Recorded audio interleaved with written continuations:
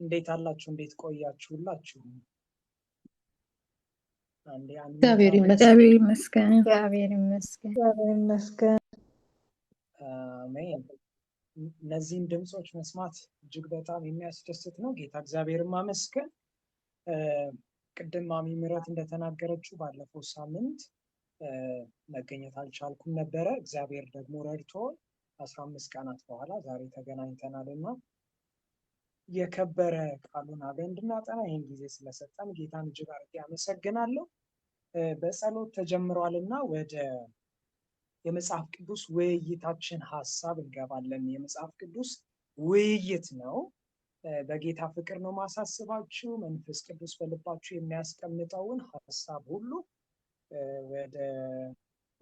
ወደ ውይይታችን ልታመጡ አደራላችኋለሁ። እንግዲህ የኤፌሶንን መጽሐፍ ምዕራፍ 1ን እያገባደድን ነው። እግዚአብሔር ይመስገን። ምዕራፍ 1 ቁጥር 1 እና ቁጥር 2 ላይ ጳውሎስ እንዴት ያለ ሰላምታ ያቀረበላቸው እንደነበረ ተመልክተናል። ከቁጥር 3 እስከ 4 ደግሞ በአንድነት የተለየ ምስጋና መዝሙር እንደሆነ ተመልክተናል። እነሱን ክፍሎች እየከፋፈልን በዛ ውስጥ ያለውን የእግዚአብሔርን ሐሳብ በጥሩ ሁኔታ ጌታ ረድቶን እየተወያየን መተናል። ይሄኛውን ክፍል አሁን እየቋጨ ነው። ሰፊውን የምስጋና ክፍል በተለይ ከቁጥር 3 እስከ 14 ያለውን ተያያዥ የሆነውን የምስጋና ክፍል እየቋጨን ነው። ባለፈው ታስታውሱ እንደሆነ በዚህ ክፍል ላይ በተለየ መልኩ ጳውሎስ የእግዚአብሔርን በኋላም እንመለከታለን አሃዱነትና የእግዚአብሔርን ስሉስነት ድንቅ በሚመስል መልኩ አስቀምጦልን አይተናል። ከቁጥር 4 እስከ 6 ስለ እግዚአብሔር አብ እንደተናገረ፣ ከቁጥር 7 እስከ 10 ስለ ኢየሱስ ክርስቶስ ወልድ ደግሞ በድነት ስራችን ላይ ምን እንዳደረገ እንዴት እንደፈጸመ ድነታችንን ተመልክተናል። በዛሬው ክፍል ደግሞ ስለ መንፈስ ቅዱስ እግዚአብሔር አብ ወልድ መንፈስ ቅዱስ ስለ መንፈስ ቅዱስ የተለየ መረዳት እንዲኖረን ጌታ እግዚአብሔር ዛሬ በምንመለከተው ክፍል ያስተምረናል። እንግዲህ ቃሉን አንብቤ ጀምራለሁ። ኤፌሶን መጽሐፍ ምዕራፍ 1 ከቁጥር 11 ጀምሮ ያለውን በጌታ ስም አነባለሁ። እንደ ፈቃዱ ምክር ሁሉን የሚሰራ እንደ እርሱ ሐሳብ አስቀድመን የተወሰንን በክርስቶስ ደግሞ ርስትን ተቀበልን። እንደ ፈቃዱ ምክር ሁሉን የሚሰራ እንደ እርሱ ሐሳብ አስቀድመን የተወሰንን በክርስቶስ ኢየሱስ ደግሞ ርስትን ተቀበልን። ይኸውም በክርስቶስ አስቀድመን ተስፋ ያደረግን እኛ ለክብሩ ምስጋና እንሆን ዘንድ ነው። ቁጥር 13 እናንተም ደግሞ የእውነትን ቃል ይኸውም የመዳናችሁን ወንጌል ሰምታችሁ ደግሞ በክርስቶስ አምናችሁ በተስፋው መንፈስ በመንፈስ ቅዱስ ታተማችሁ። እርሱም ወይም መንፈስ ቅዱስም የርስታችን መያዣ ነው፣ ለእግዚአብሔር ያለውን ሁሉ እስኪዋጅ ድረስ ይህም ለክብሩ ምስጋና ይሆናል ይላል። ከ11 እስከ 14 በእነዚህ ቁጥሮች ውስጥ የምናያቸው እጅግ ድንቅ የሆኑ የቃሉ ሐሳቦች አሉ። የመጀመሪያው ቁጥሩን 1 ብለን ስናነብ ያገኘነው ቃል ምንድን ነው? እንደ ፈቃዱ ምክር። እንደ ፈቃዱ ምክር መቼስ ይሄ ቃል ሲመጣ ቶሎ ወደ አእምሯችን ይመጣል ብዬ ማስበው ቁጥር 5 ላይ ምዕራፍ 1 ቁጥር 5 ላይ ያገኘነው የእግዚአብሔር በጎ ፈቃድ፣ እንደ በጎ ፈቃዱ ብሎ ጳውሎስ የጻፈው ክፍል ወደ አእምሯችን ይመጣል። እግዚአብሔር ሉዓላዊ አምላክ እንደሆነ፣ እንደ በጎ ፈቃዱ እንደ ልቡ መሻት መልካሙን የሚያደርግ አምላክ እንደሆነ በደንብ አድርገን አይተናል። ከዚህ በፊት እግዚአብሔር እርሱ ሉዓላዊ ሆኖ የሚሰራቸው ልዩ እቅዶች አሉት። ከነዛ መካከል አንዱና ትልቁ ክርስቲያን በደንብ ሊረዳው የሚገባው የድነት እቅድ ነው፣ ወይም የድነት ስራ። እግዚአብሔር ሉዓላዊ ሆኖ ኢኒሼትድ የሆነው ከእግዚአብሔር ተገዶ ሳይሆን ሌላ አካል አስጨንቆት ሳይሆን ወይም ምርጫ አጥቶ ሳይሆን እግዚአብሔር ወዶና ፈቅዶ ይሄ the good pleasure of will የእግዚአብሔር የበጎ ፈቃዱ መነሻ ሆኖ ያደረገው ነገር ነውና የሰውን ልጅ መዳን አስቀድሞ እንደወሰነ ፕሪዲስቲን ሲያደርግ ፕሪዲስትን ያደረገው የሚድኑትን የማይድኑትን ብሎ ሳይሆን የሰው ልጅን መዳን በልጁ በኢየሱስ ክርስቶስ አስቀድሞ እንደወሰነ በልጁ በክርስቶስ ኢየሱስም ያንን ደግሞ እንዳደረገው ይህም ደግሞ ለስሙ ክብር እንደሆነ ሉዓላዊነቱን እንመለከታለን። እግዚአብሔር በኤርምያስ መጽሐፍ ምዕራፍ 18 አንድ ቀን ኤርምያስን እንደዚህ አለ፣ ወደ ሸክላ ሰሪው ቤት ውረድ፣ በዚያም ቃሌን እነግርሃለሁ አለ። በዛ ስፍራ ኤርምያስ ሄዶ ያየው ሸክላ ሰሪው ሸክላውንና መንኩራኩሩን ነበረ። ስለዚህ ይህ ሸክላ ሰሪ በእጁ የሰራ የነበረው ሸክላ ሲበላሽበት እንደገና እንደወደደ አድርጎ ሲሰራ አየና እግዚአብሔር ከቁጥር 6 ምዕራፍ 18 ትንቢተ ኤርምያስ ምዕራፍ 18 ከቁጥር 6 ጀምረን ስንመለከት ምን ይላል? በውኑ የእስራኤል ቤት ሆይ እኔ ይህ ሸክላ ሰሪ በሸክላው ላይ ሙሉ ስልጣን እንዳለው እኔ በእናንተ ላይ ማድረግ አልችልም ወይ? ስልጣን የለኝም ወይ? እያለ እግዚአብሔርን ሉዓላዊነት በእኛ ላይ ሙሉ ስልጣን እንዳለው የወደደውን የፈቃዱን መልካም ምክር የሚያደርግ እንደሆነ ሲናገር እንመለከታለንና ይህ ያ ጊዜ ለእስራኤላውያን ያንን ሐሳብ እግዚአብሔር በነቢዩ ኤርምያስ በኩል የተናገረበት ጊዜ እጅግ በጣም አስጨናቂ ባርነት ውስጥ የነበሩበት ጊዜ ነው። ግን በጣም ደስ የሚለው ሁላችንም በደንብ የምናውቀው ቃል የኤርምያስ መጽሐፍ ምዕራፍ 29 ከቁጥር 11 ላይ ደግሞ ያ አምላክ ለእናንተ የማስባትን ሐሳብ እኔ አውቃለሁ፣ ያም ደግሞ መልካም ሐሳብ ነው፣ መልካም ሐሳብ እኔ አውቃለሁ ሲል እንመለከታለንና ይህ የፈቃዱ ምክር የእግዚአብሔር ሐሳብ እንደ ሐሳቡ የሚለው ቃል በተለየ መልኩ ይሄንን በደንብ አድርጎ ይይዛል። የእርሱ ሐሳብ የሚለው ቃል ደግሞ ሁለት መልክ አለው። ሁለት መልክ። የመጀመሪያው የእግዚአብሔር ሐሳብ በልጁ በኢየሱስ ክርስቶስ ዓለምን ሁሉ መጠቅለል፣ በልጁ በኢየሱስ ክርስቶስ ድነትን ማረጋገጥ የመጀመሪያው ከእግዚአብሔር በኩል የሆነው ሐሳብ። ሁለተኛው ደግሞ ቁጥር 13 ላይ በኋላ እንመለከታለን። በክርስቶስ አምነን የእውነትን ወንጌል ያንን ዕውቀት ሰምተን የምንድነው ድነት ከኛ የሚጠበቀው ያ ደግሞ እግዚአብሔር ከኛ የሚፈልገው የእግዚአብሔር ሐሳብ ነውና ይሄ በጣም በጣም ሊሰመር የሚገባ ጉዳይ ነው። አንዳንዴ ሰዎች የእግዚአብሔርን ሉዓላዊነት ከምርጫ ነፃነት ጋራ ያጋጩታል። እግዚአብሔር ሉዓላዊ አምላክ ነው። ለምሳሌ ሮሜ መጽሐፍ ላይ ምዕራፍ 9 ኤሳውን ወደደው፣ ኤሳውን ጠላው፣ ያዕቆብን ወደደው ብሎ የሚናገርበት ክፍል አለ። ይህ የእግዚአብሔር ሉዓላዊ ምርጫ ነው እንጂ ከድነት ጋር የተገናኘ እንዳልሆነ ልንረዳ ያስፈልጋል። ይሄን ያህል ካልኩኝ ቁጥር 11 ላይ አንድ ሐሳብ ጨምርና ሐሳብና ጥያቄ እንድናነሳ ለቤቱ እሰጣለሁ። ያንን ካለ በኋላ ምንድነው የሚለው? አስቀድመን የተወሰንን በክርስቶስ ደግሞ ርስትን ተቀበልን ይላል እግዚአብሔር። አስቀድመን የተወሰንን በክርስቶስ ኢየሱስ ርስትን ተቀበልን። እንግዲህ ከላይ ጀምሮ ጳውሎስ በደንብ አድርገን ተመልክተነዋል ብዬ አስባለሁ።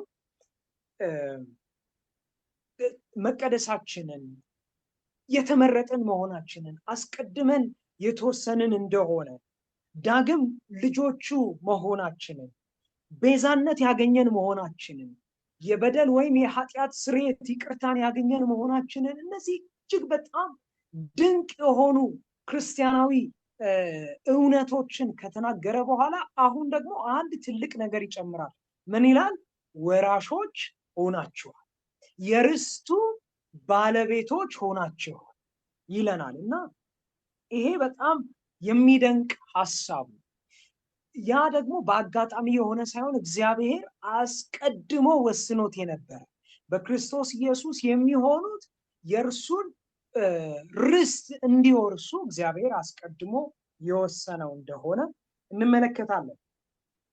ወራሽ የሚለው ቃል በዛ ስፍራ የተቀመጠው የግሪኩ ቃል እጅግ በጣም የጠለቀ ትርጉም አለው። አንዳንድ የስነ መለኮት ተመራማሪዎች ወይም የስነ መለኮት ምሁራን ምን ይላሉ? ቃሉ የተቀመጠው ፓሲቭ በሆነ መልኩ ነው። ቮይስ የምንለው አለ በእንግሊዝኛው አክቲቭ የሆነ ድርጊት የሚያደርግና ተቀባይ ፓሲቭ እና ፓሲቭ በሆነ መልኩ ስለተቀመጠ ምን ተብሎ ሊተረጎም ይገባል? እኛ ርስትን አገኘን ሳይሆን we have been made የእግዚአብሔር ኢንሄሪታንስ እኛ ራሳችን የእግዚአብሔር ርስቶች ሆንን ተብሎ ሊተረጎም ይገባል ይላሉ። በጣም የሚደንቅ ሐሳብ ነው። በዛም ይሁን በዚህ የእግዚአብሔርን ርስትን ብንካፈል የእግዚአብሔርን ርስት ብንሆን አስቀድሞ የተወሰነው ሐሳብ በእኛ ላይ ስለሚፈጸም ይህ ድንቅ መረዳት ነውና ይህንን በጣም አፕሪሺየት እንድናደርገው እፈልጋለሁ። ስለዚህ ቁጥር 11ን ጠቅለል ስናደርግ ይህንን ይመስላል እና እስቲ ለእናንተ ደግሞ እድሉን ሰጣለሁ። ምናልባት ተጨማሪ የምታደርጉት ወይም ጥያቄ የሚሆን ነገር ካለ አንስተን ሀሳቦችን እናንሸራሽርና ወደ ቀጣዮቹ ቁጥሮች እንሄዳለን።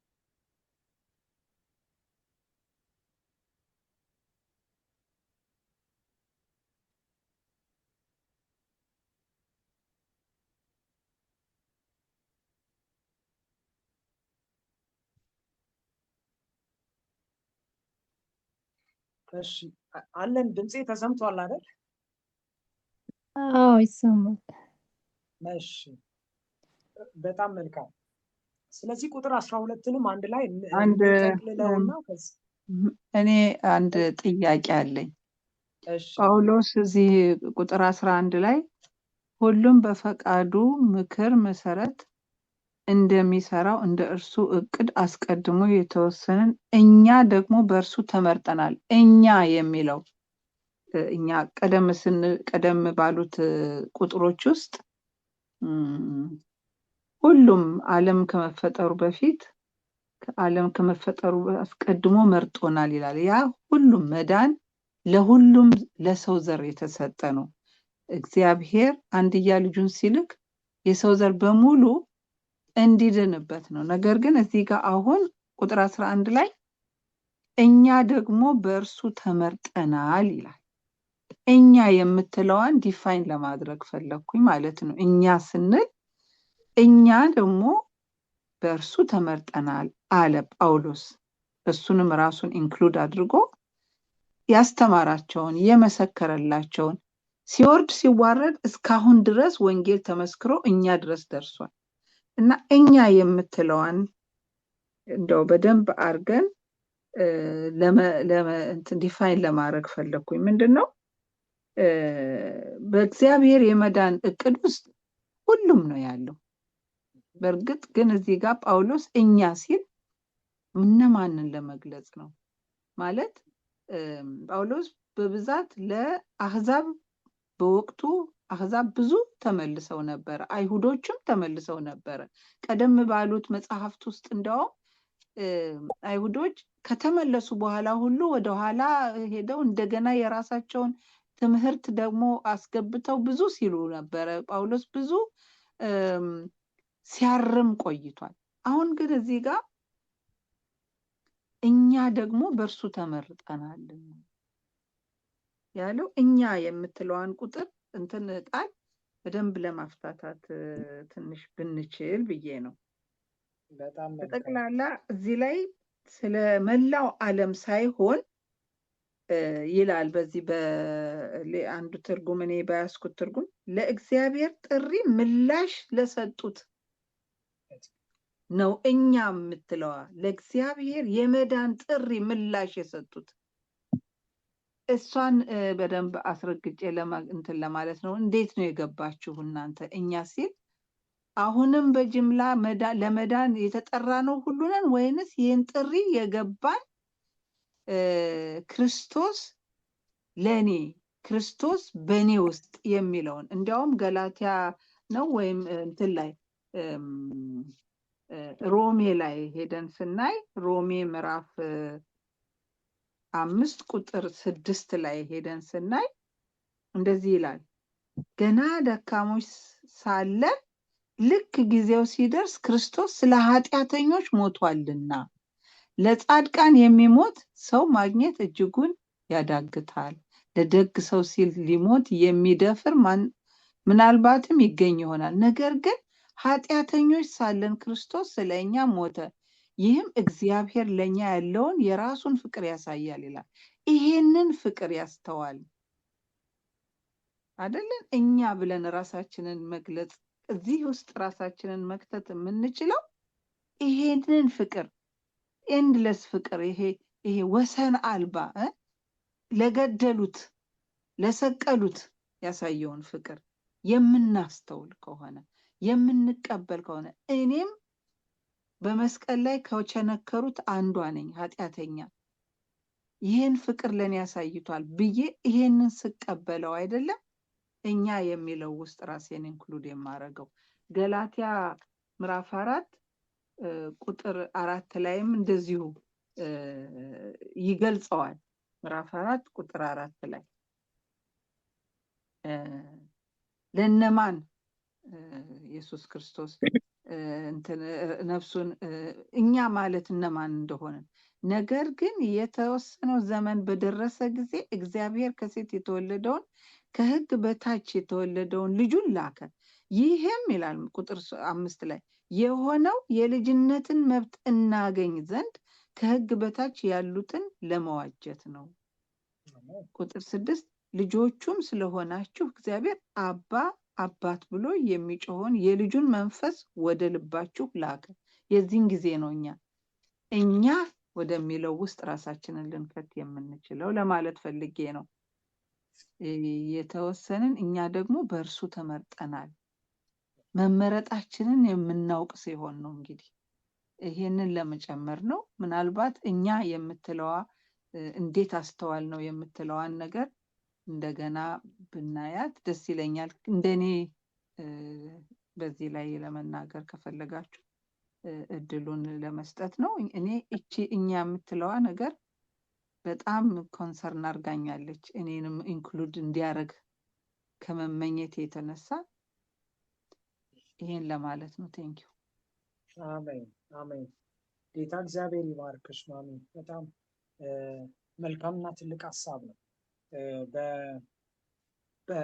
እንግዲህ መጽሐፍ ቅዱስ ሲጻፍ የተጻፈበት እያንዳንዱ ቃል ኢቭን አጣማሪዎች፣ መስተዋድዶች፣ እነዚህ ትንሽ የሚመስሉ ቃላት ሁሉ በመንፈስ ቅዱስ ምሪት ለትልቅ ዓላማ ነው የተጻፉት እና ማሚ ደግሞ ያንን አንዱን በጣም አጉልታ እንድንመለከት አድርጋለች። ጌታ እግዚአብሔር ይባርክ። እኛ የሚለው ሀሳብ ለተቀበሉት ሁሉ ነው። ጌታ ኢየሱስ ክርስቶስ እግዚአብሔር ልጆች እንዲሆኑ ስልጣንን የሰጣቸው እንጂ በግድ አይደለም።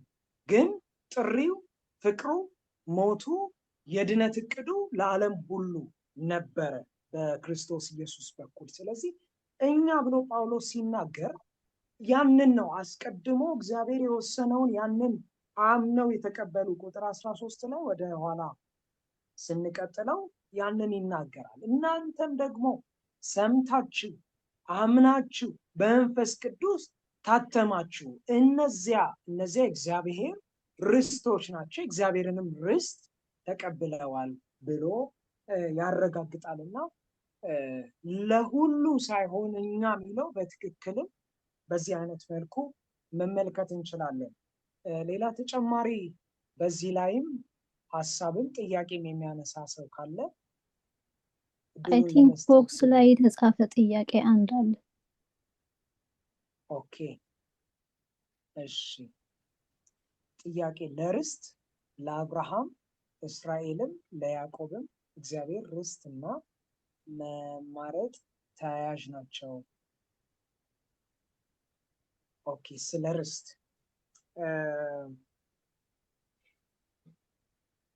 ለአብርሃም እስራኤልም ለያዕቆብም እግዚአብሔር ርስትና መማረጥ ተያያዥ ናቸው።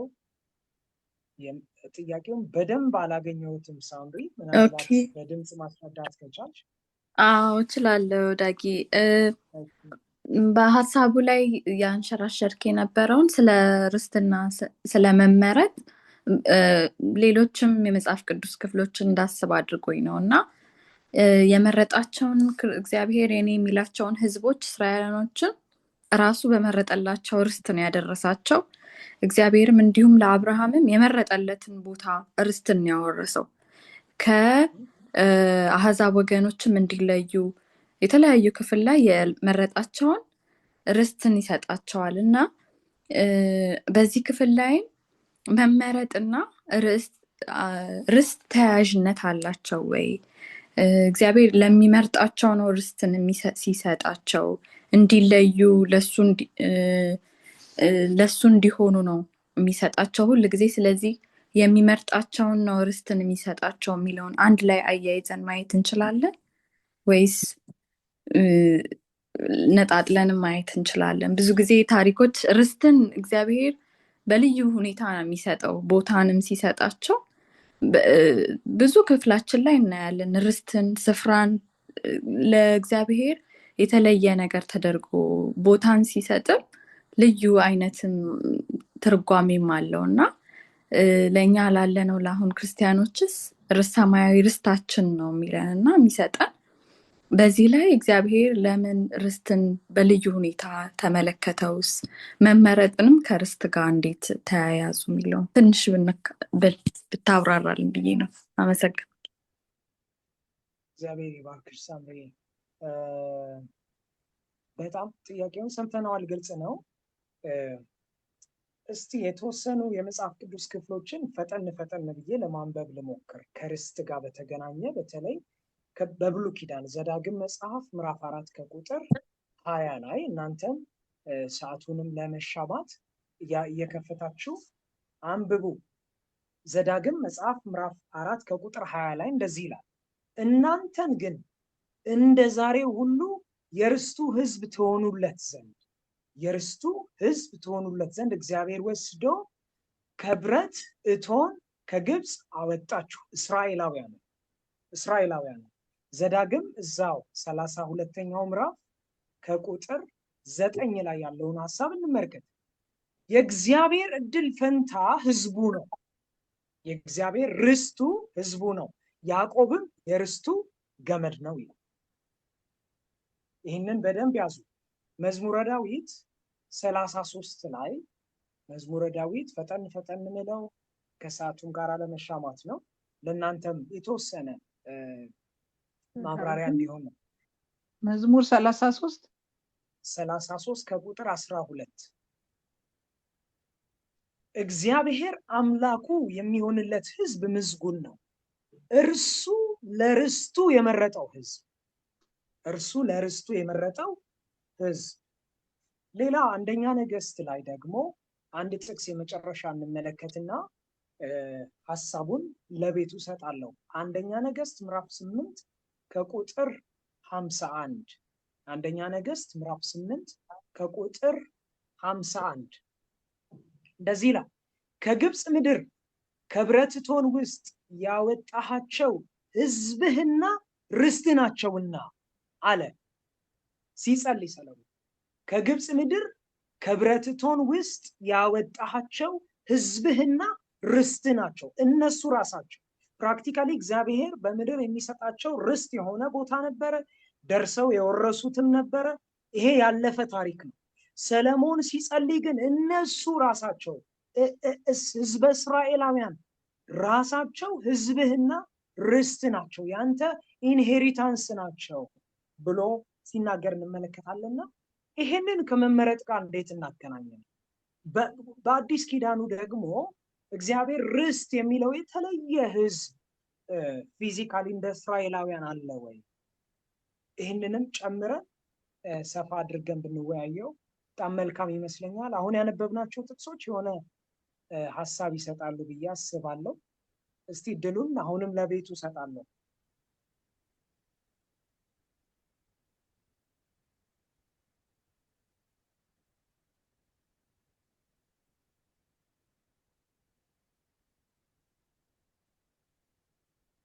የሚሰማንን ሐሳብ ተፈራ ነኝ። እንደምን አመሻችሁ? እግዚአብሔር ይመስገን። አይ ቲንክ አሁን ያነበብካቸው ጥቅሶች ግልጽ ናቸው። የተጻፉትን በቋንቋችን ነው።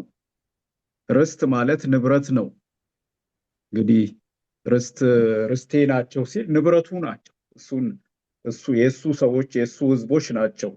እነሱ እስከተከተሉትና እስከ ንብረት የእግዚአብሔር ንብረት መሆናቸውን እስካወቁና እግዚአብሔርን እስከተከተሉ ድረስ የእሱ ንብረቶች ናቸው። ይሄን ቃል ኪዳን ገብቶላቸዋል። በዛን ሰዓት ለእስራኤላውያን ነው እንግዲህ የተባለው። አሁን የዘመኑ እስራኤላውያን እነማን ናቸው? አሁን ሊትራሊ አሁኑ እስራኤል ጳውሎስ እንደሚለው የአብርሃም ዘር የሆነ ሁሉ እስራኤል አይደለም ይላል። እንግዲህ በመንፈሳዊ አይነት የአሁኑ እስራኤላ አሁን በምናጠናበት መንገድ አሁን አንተ እንዳልከው የዘመኑ እስራኤሎች መንፈሳዊ እስራኤሎች ክርስቶስን የተቀበሉ ናቸው እና ርስት ሲል ንብረት ነው። በሀገራችንም ርስቴ ነው ካለ አንድ ሰው ንብረቴ ነው ማለት ነው እና እኔ ግልጽ ነው ብዬ ነው የምገምተው። እንግዲህ ሌላ ደግሞ ሰው ይጨምር። አመሰግናለሁ። እግዚአብሔር ይባርክ፣ ጌታ ይባርክ። እሺ ሌሎች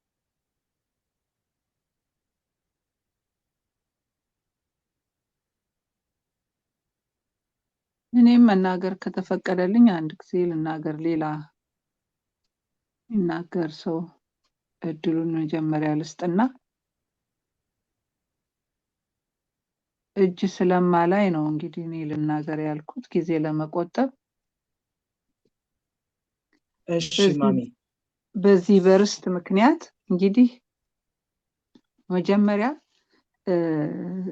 ከቁጥር 13 ጀምሮ እስከ 14 ድረስ ላንብብና ከዛ በኋላ ሐሳቤን ልግለጽ። እናንተ ደግሞ የእውነትን ቃል ይህም የደህንነታችሁን ወንጌል በሰማችሁ ጊዜ ወደ ክርስቶስ ተጨምራችኋል፣ አምናችሁም በእርሱ በመሆን ተስፋ ሆኖ በተሰጠው በመንፈስ ቅዱስ ማህተም ታትማችኋል። ለክብሩ ምስጋና ለመሆን የእግዚአብሔር የሆኑትን እስኪዋጅ ድረስ እርስ በርሳችሁ ዋስትና የሚሆን መያዣ ነው ይላል። እንግዲህ እኔ ያስተዋልኩት በመጀመሪያ ደረጃ ቅድም እንዳልኩት ጥሪው ወይንም የመዳን ጥሪው ለዓለም ሁሉ ቢሆንም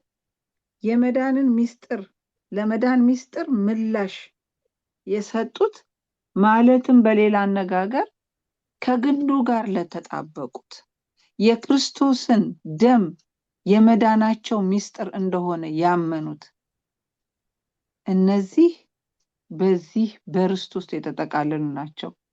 ክርስቶስ በደሙ ገዝቷቸዋል። በመንፈስ ቅዱስ የታተማችሁ ስንባል ምንድን ነው? ክርስቶስ በእኛ ውስጥ ማለት ነው። እኛ ሳንሆን ጥሪውን ተቀብለን የመዳናችን ሚስጥር ገብቶን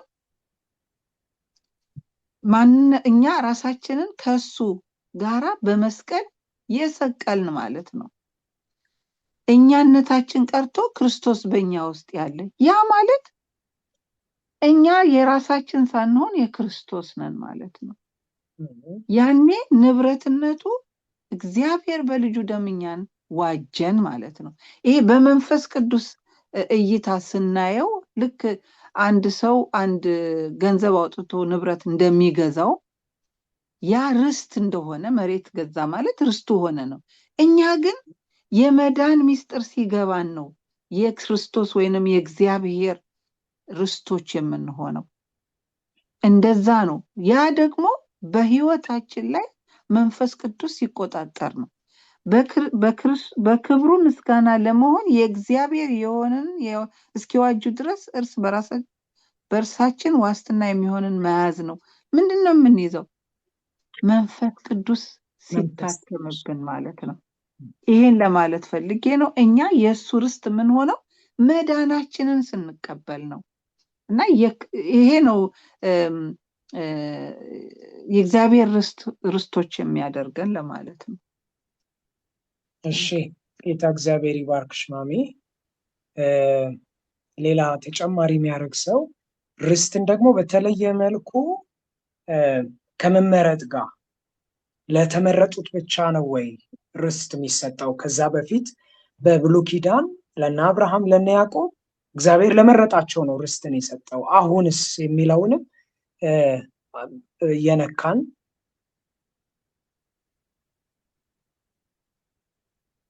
እኔ ትንሽ ሀሳብ አለኝ። እሺ ሁለቱም እንዳሉት ምህረትና ተፈሪ ተጨማሪ ለማድረግ ነው። ምንድነው ልጅ መሆናችን የክርስቶስ ልጅ ወይ ደግሞ የእግዚአብሔር ልጆች መሆናችን ከተረጋገጠ በኋላ ነው ይህንን ርስት የተሰጠን። ማለት ወራሽን ርስት ለወራሽ ከወራሽነት ጋር የተያያዘ ነው አይደለ? እና አንድ ነገር ውርስ የሚሰጠው ልጅ ለሆነ እንጂ ለተራ ሰው ወይ ደግሞ እንዴት ልበላችሁ አንድ ቤት ውስጥ አንድ ፋሚሊ ውስጥ ለባዳ ምናልባት ለባዳ አይሰጥም። እና የተለየ ነገር ነው ስላለን ብቻ የምንሰጠው ነገር አይደለም። ርስት ሲባል የግድ የዛ ፋሚሊ ሜምበር መሆን አለበት የአንድ ሰው ወራሽ ለመሆን ማለት ነው።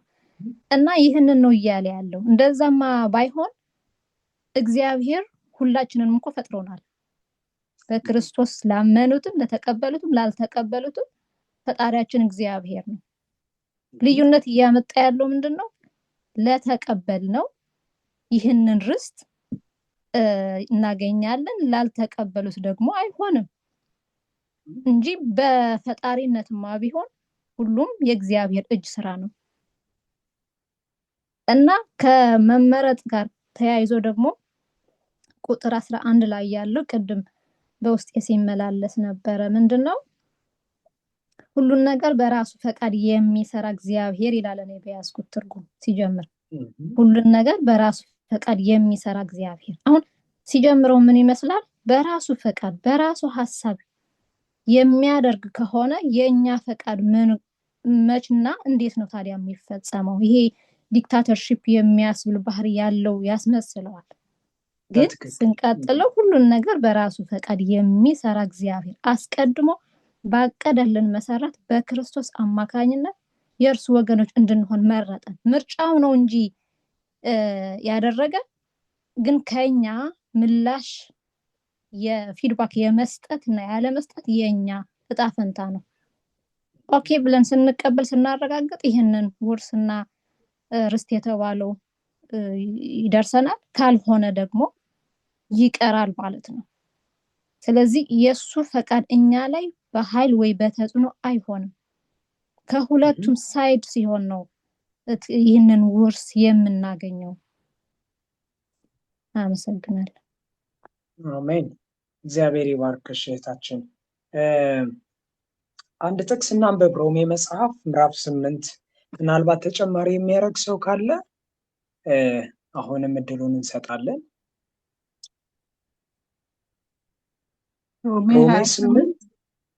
ሮሜ ምዕራፍ 8 ከቁጥር 15 ጀምሮ ያለውን እናንብብ። በጣም የምናውቀው ቃል ነው።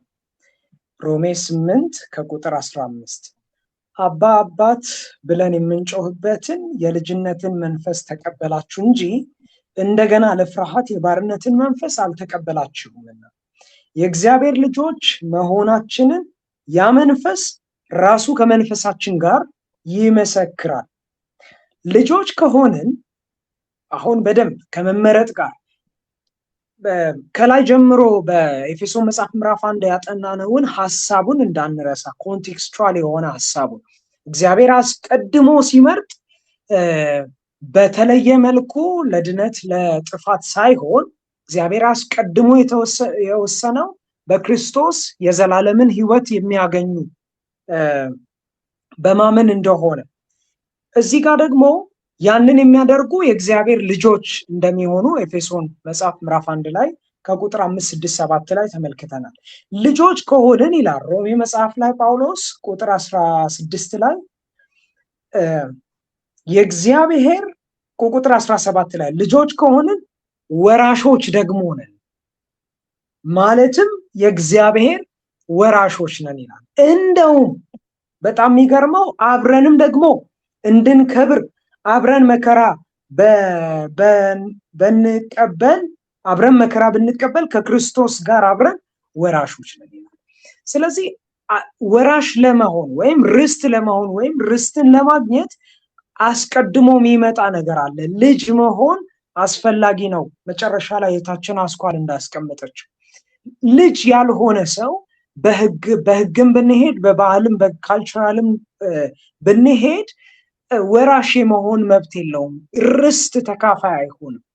አስቀድሞ ግን የእግዚአብሔርን ቃል የዘላለምን ወንጌል የመዳንን ወንጌል ሰምቶ አምኖ ለሚቀበል ለሱ በመንፈስ ቅዱስ ለሚታተም የእግዚአብሔር ልጅ መሆን ይሰጠዋል። ልጅ የሆነ ደግሞ ወራሽ ነው፣ ርስትን ይቀበላልና ጠቅለል ሳረገው በዚህ አይነት መልኩ ከመመረጥ ጋራ በደንብ ይገናኛል። የመጨረሻ ምናልባት ተጨማሪ የሚያደርግ ሰው ካለ ድሉን ሰጣለሁ። ከዛ በኋላ እታችን ሳምሪ ሪፍሌክት የምታደርገው ነገር ካለ ድሉን ለሷ ሰጣለሁ።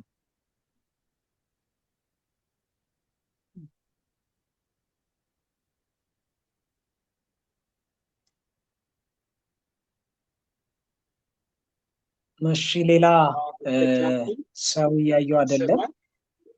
የሆነ ሰው ይናገራል። አዎ ይሰማል። ኦኬ ቅዱሳን እንዴት አላችሁ? ጆቫኒ ነኝ። እንዴት አመሸ? እግዚአብሔር ይመስገን። የነዳው ነው ማወራው። ምናልባት ሌላ ድምጽ የሚረብሻችሁ ከሆነ ይቅርታ። ይሰማል አይደል? ይሰማል፣ በደንብ ይሰማል። ኦኬ አመሰግናለሁ። ትንሽ ማለት የፈለኩት መመረጥና ወራሽነት ላይ እህታችን እንደጠየቀችው ከብሉይ ኪዳን ጀምሮ ከአብርሃም ጀምሮ ስለሆነ ያነሳችው ያንን በገባኝ መጠን ለመዳሰስ እሞክራለሁ። መጽሐፍ ቅዱስ ላይ የተቀመጡ ሀሳቦች አውዳዊ ናቸው የሚል መረዳት አለኝ። ምን ማለት ነው?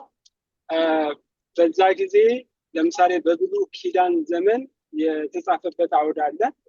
ለአዲስ ኪዳኖች ደግሞ የምንረዳበት ለእኛም ደግሞ ስቲል የሚሰራ ማንነት ያለው አውድ አለው። ደግሞ ለዚህ ደግሞ ለአዲስ ኪዳን ዘመን ልጆች ደግሞ ተብሎ ይጻፍልናል። ገና ለሚመጣውም ተብሎ የተቀመጠ አለ የእግዚአብሔር ቃል ስለሆነ ማለት ነው።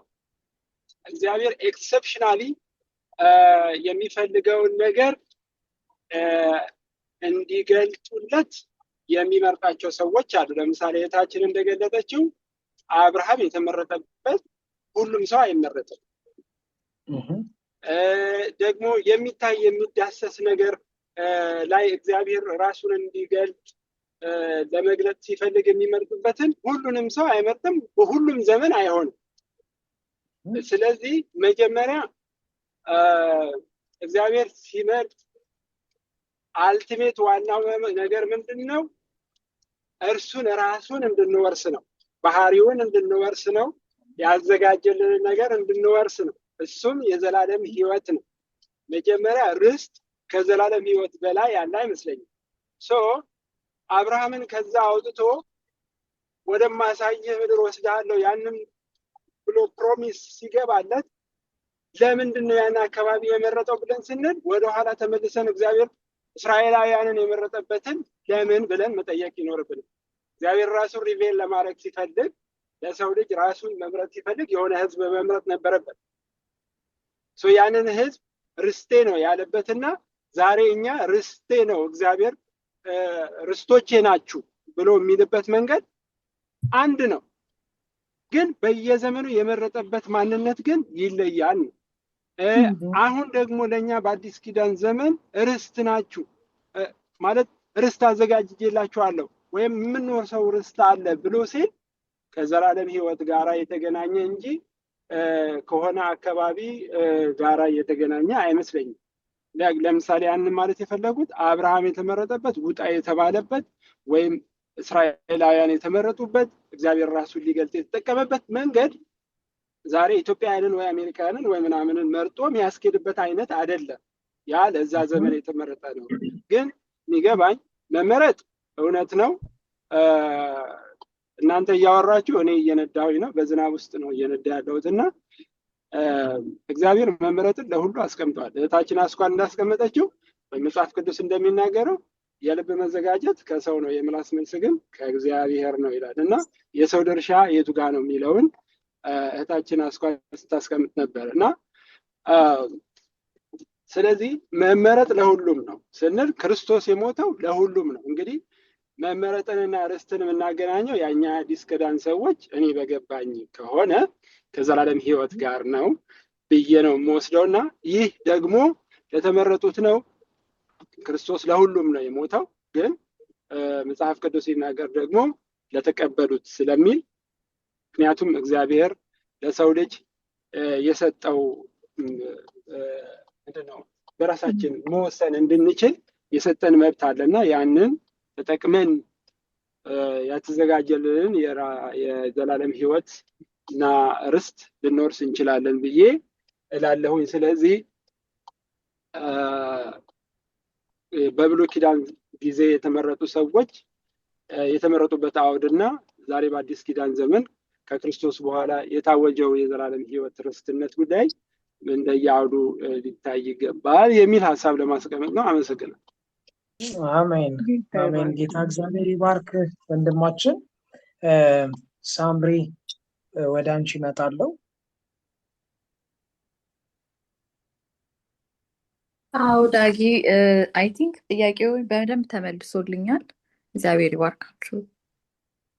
አሜን አሜን። እግዚአብሔር ይባርክሽ አንቺንም ይህን ጥያቄ ስላነሳሽ። ጌታ እግዚአብሔር በዘመናት መካከል የመረጣቸውን ህዝቦች አልጣለም።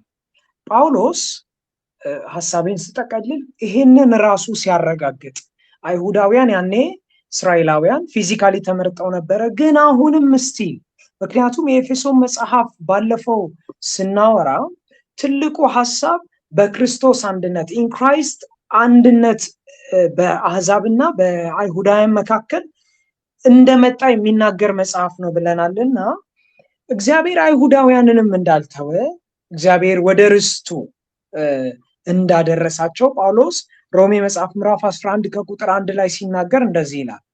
ሮሜ 11 ከቁጥር 1 እንግዲህ እግዚአብሔር ሕዝቡን ጣላቸውን እላለው አይደለም፣ እኔ ደግሞ አለ ጳውሎስ ራሱንም አካቶ እኔ ደግሞ እስራኤላዊና ከአብርሃም ዘር ከቢንያምም ወገን ነኝና።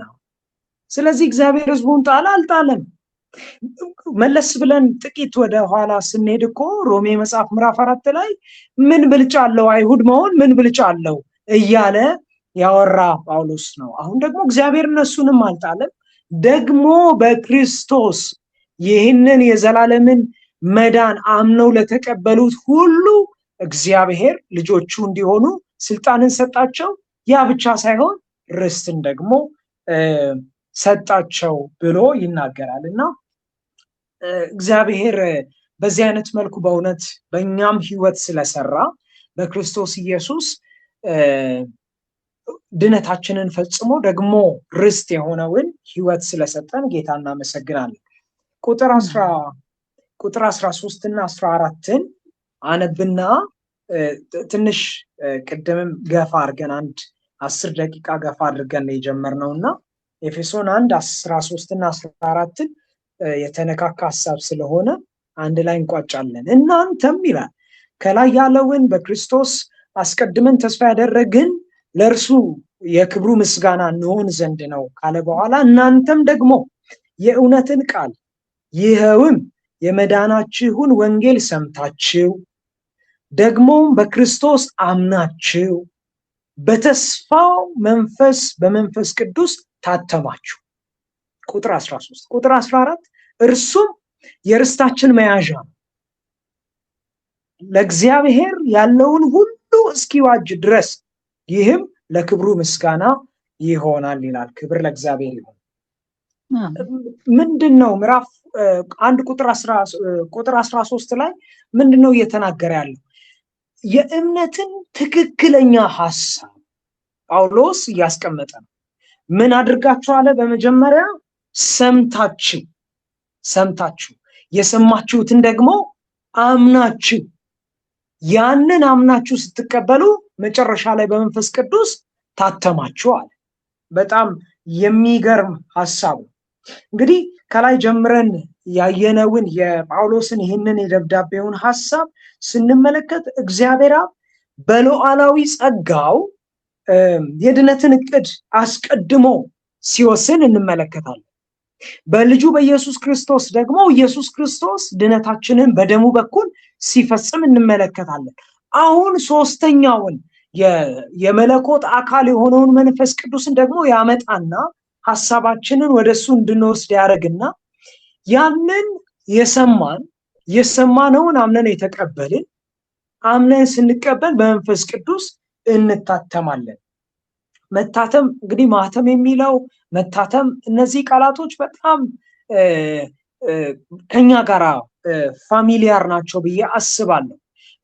ማህተም 3 ቤዚክ ነገሮችን ያረጋግጥልናል። የመጀመሪያው ማህተም አውቴንቲኬሽን ይናገራል። ያ ማለት ያ ነገር አውቴንቲኬትድ የሆነ ህጋዊነት ያለው እንደሆነ ይገልጣል። ማህተም ያለበት የትኛውም ወረቀት፣ ሐሳብ ወይም ደብዳቤ።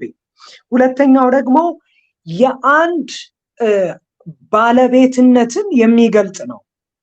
የኢትዮጵያ ጠቅላይ ሚኒስተር ቢሮ የሚል ማህተም ካለ ኦኬ፣ ይሄ ከዛ ነው፣ ባለቤትነትን የሚናገር ነው።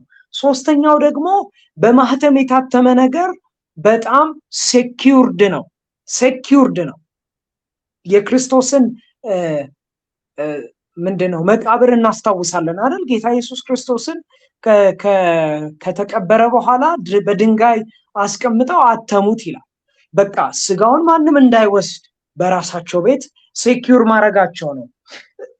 ሐዋርያው ጳውሎስ በሐዋርያ ሥራ ምዕራፍ 19 ከቁጥር 6 ላይ ሐዋርያ ሥራ ምዕራፍ 19 ከቁጥር 6 ይህ በኤፌሶን የነበረውን አገልግሎት የሚያሳይ ነውና በመንፈስ ቅዱስ ተጠምቃችኋል ወይ ብሎ ሲጠይቃቸው ኧረ ስለ መንፈስ ቅዱስ ጭራሽ አናውቅም ባሉት ጊዜ እጅ ጫነባቸው። ሲጸልይ ስለ ኢየሱስ የሰሙትን አምነው ስለተጠመቁ በኢየሱስ ስም መንፈስ ቅዱስን በእጁን ሲጭን መንፈስ ቅዱስ ወረደባቸው፣ በልዩ ልዩ ቋንቋና ትንቢትን መናገር ጀመሩ ይላል። አያችሁ፣ ማረጋገጫ ኢየሱስን አምኖ ለተቀበለ ማረጋገጫ መያዣ፣ ድነቱ ሙሉ እስኪሆን ሁሉን በክርስቶስ እስኪዋጅ ቁጥር 14 ላይ የሚለው መያዣ ይሆናል። መያዣ የሚለው ቃል ቀብድ፣ ትክክለኛ የግሪኩ ቃል እንደውም ምንድነው የሚለው?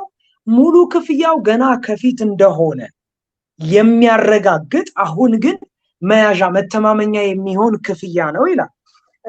አራቦን ነው የሚባለው ቃሉ። ያ ደግሞ አሁን ያለውን የሚናገር ነው። ሁሉን እስኪዋጅ ሙሉ ክፍያው እስኪከፈል መተማመኛ የሆነው መንፈስ ቅዱስ በፊት ተስፋ የተገባው የተስፋው መንፈስ ደግሞ ለኛ ማረጋገጫችን መንፈስ ቅዱስ የተሰጠን በሱ የታተምን እርሱን የያዝን ሰዎች ነንና በድነታችን እግዚአብሔር አብ ወልድ መንፈስ ቅዱስ ሙሉ ድርሻ ስላላቸው ጌታ እግዚአብሔርን እጅግ አድርገን እናመሰግናለን። መንፈስ ቅዱስ ደግሞ መያዣችን ሁሉ እስኪዋጅ ድረስ ቀብዳችን ስለሆነ ሴኪውር ስለሚያደርገን የእግዚአብሔር እንደሆንን አውቴንቲኬት ስለሚያደርገን ደግሞ የእግዚአብሔር ንብረቶች እንደሆንን ስለሚያረጋግጥልን የራሳችን እንዳልሆንን ስለሚያረጋግጥልን ጌታ እግዚአብሔርን እጅግ አድርገን እናመሰግናለንና ይህ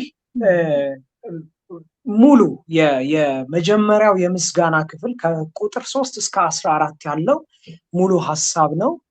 የመጨረሻ ሐሳብ ምናልባት ጠቅለል ያለ ወይም ጥያቄ የሚያነሳ ሰው ካለ ለአንድ ለሁለት ሰው እድሉን እሰጥና 6 ደቂቃ አለን። ከዛ በኋላ በጸሎት እንደመድማለን።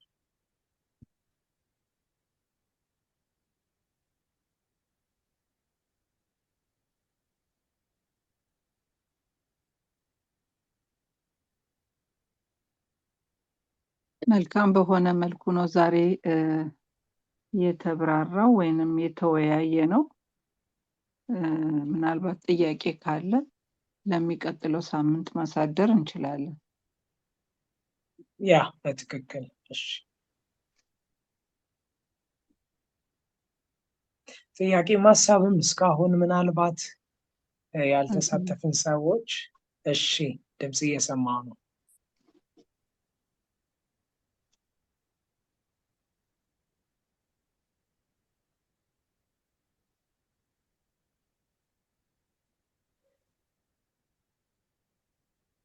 እሺ ጌታ እግዚአብሔር እናመሰግናለን ዛሬ ስላስተማረን።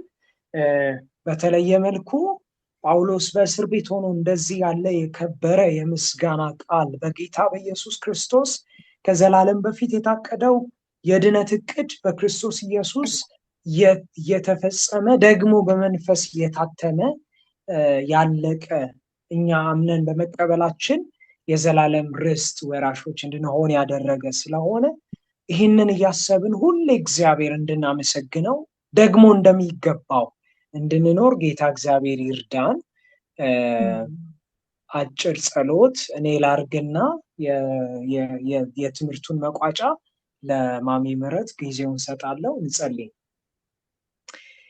እናመሰግናለን እግዚአብሔር አብ በሉዓላዊ ጸጋ ከዘላለም በፊት ከዘመናት በፊት የድነትን እቅድ አስቀድመ ስለወሰንክ በጌታ በኢየሱስ ክርስቶስ ደግሞ ባፈሰሰልን ደም በቀራንዮ ስራ ድነታችን ስለተረጋገጠ ስለተፈጸመ በመንፈስ ቅዱስ በመታተም ደግሞ የርስት መያዣችን እንደሆነ እንድናውቅ የእግዚአብሔር ፕሮፐርቲዎች እንደሆነ እንድናውቅ ለእግዚአብሔር የተገባን ህጋዊ ልጆች እንደሆንን እንድናውቅ ስለረዳን ይህንን ትልቅ መገለጥ ለኛ ለደካሞች ስለገለጥክልን ተባረክ። ጌታ ሆይ ይህንን ሁሌ ያሰብን በዚህ ልክ እንድንኖርልህ የተከፈለልን ዋጋ እጅግ ውድ እንደሆነ የራሳችን እንዳልሆንን የእግዚአብሔር እንደሆንን ያንተ ንብረቶች እንደሆንን የመንፈስ ቅዱስ ማደሪያዎች እንደሆንን በማወቅ በሐሳብ በድርጊት በእያንዳንዱ እንቅስቃሴ ለክብር መኖር እንድንችል አንተ እርዳ። እግዚአብሔር ሆይ በዚህ ትምህርት የተሳተፉ የተወያዩ እግዚአብሔር ሐሳብ ጥያቄ ያነሱ ወገኖችን ሁሉ ባርካቸው። ደግሞ ቃልህን ሰምተን እግዚአብሔር ሆይ እንዴት ያለ ድንቅ ቃል ነው ብለን ተገርመን ብቻ እንዳንተው ቃልህ በእኛ ስጋን እንዲለብስ ህይወት እንዲሆነን እንጸልያለን። ስለሰማህን ስለረዳኸኝም ተባረክ። ክብር ለአንተ ይሁን በጌታ በኢየሱስ ስም አሜን።